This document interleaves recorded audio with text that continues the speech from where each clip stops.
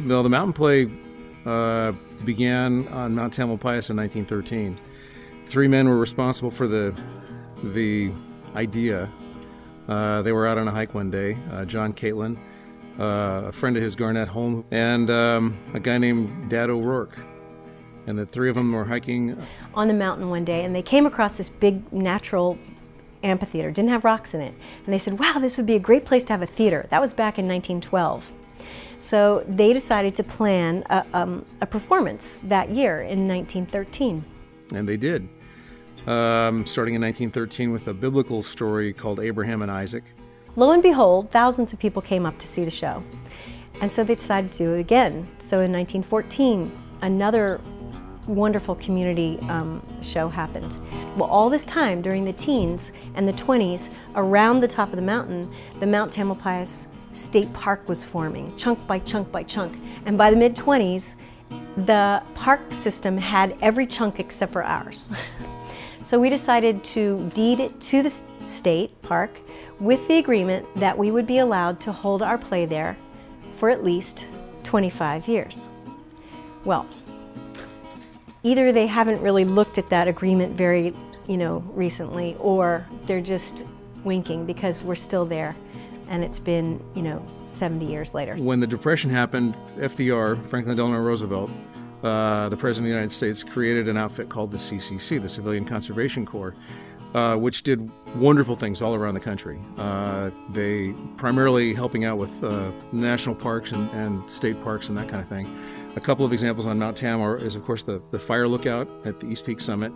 There are buildings in your woods that are also the fruits of their labors.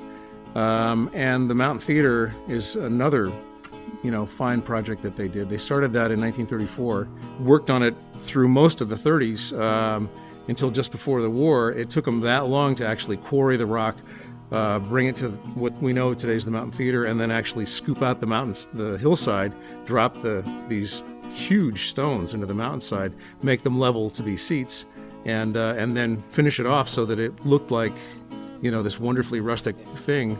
It's a marvelous piece of construction. Well, other than the fact that it's outside on top of a mountain, it's also huge. It's a 4,000-seat amphitheater. It's huge. They're all huge. They're huge, huge big rocks that were quarried up on the mountain and used to build this thing. And it really does look like a classic Greek amphitheater. And if you stand up at the top and somebody else stands up down way at the bottom, and the person at the bottom talks, you can hear them at the top. It is really a beautifully designed theater. The railroad was built on the mountain in 1896. 8 miles of track that climbed the southern face of a half-mile tall mountain. But the one thing the Mountain Railroad had on the whole length of its rails was a grade. It was on a hill, though everything about it was on some kind of a grade. So Bill Thomas, a very resourceful, known mechanical genius, said, well, why don't we just make this coaster? On Mountain Play Sunday, they only had one show in those days. Thousands of people would come hiking in or taking the train and go see the play and then head back down the mountain. Most everybody that recalls it remembers it as being a mixture of thrilling and terrifying. It didn't go that fast. They went 12 miles an hour. A long time ago, when Marilyn Smith was the executive director, she was building the organization, and she was the one that was responsible for turning it over to be the mountain play, usually a musical. And more and more people started coming. Whatever she was doing was working. And they would drive their cars up there, and willy-nilly cars were parked in pastures, on the streets, off the roads. Well, Marilyn realized that this was not going to last too much longer, and she wanted that audience to grow. So she contacted what was then Laidlaw school buses. And since her days, we've contracted with the school bus company, and we use yellow school buses to free shuttle people from Mill Valley. You catch the bus there, and you get a ride all the way up to the mountain, and then at the end of the show, we'll ride you back down again. A lot of people, though, choose to ride up on the mountain, and then after the show, they leave their stuff at the mountain, and we shuttle it back down for them while they hike down the mountain. In the early 80s, it was sort of more community-based, kind of sort of hippie-based, sort of, you know, your milkman was in it, and there was all kind of, and they had this really strong sort of community base. And then in the mid-'80s, they started getting like really big, like, you know, they had equity contracts, so they had like equity actors and that kind of thing.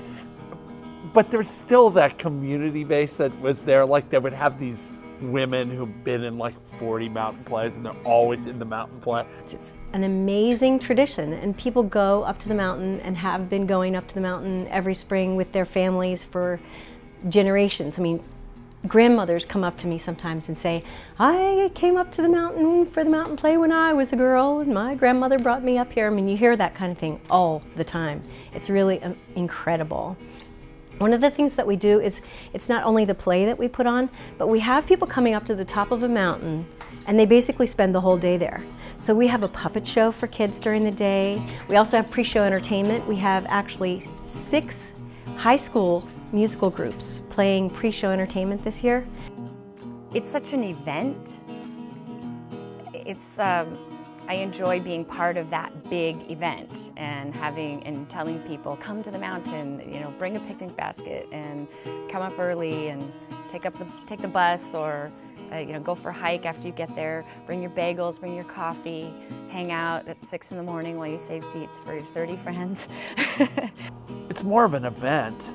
I mean, it's definitely, I mean, I don't know if anybody really goes to the mountain play to be like, I'm gonna see the best play ever. You know, I think they go because it's an event. I mean, you get up there really early, people start coming up there. The actors are there at 9, show starts at 1. People are there before the actors get there, setting up their picnics, you know, and getting the best spot. There's only like 3 spots that are in shade. So they get up there really early, and it's like an event. We have musical theater up there that's really high quality, but we like to combine it with a whole bunch of other pleasures. Come to the mountain play, bring your families, make it part of a family tradition. Come every year, put down the technology, put down the video games. You can always rent the movie, even though it was in the movie theaters just this summer, but go see the mountain plays.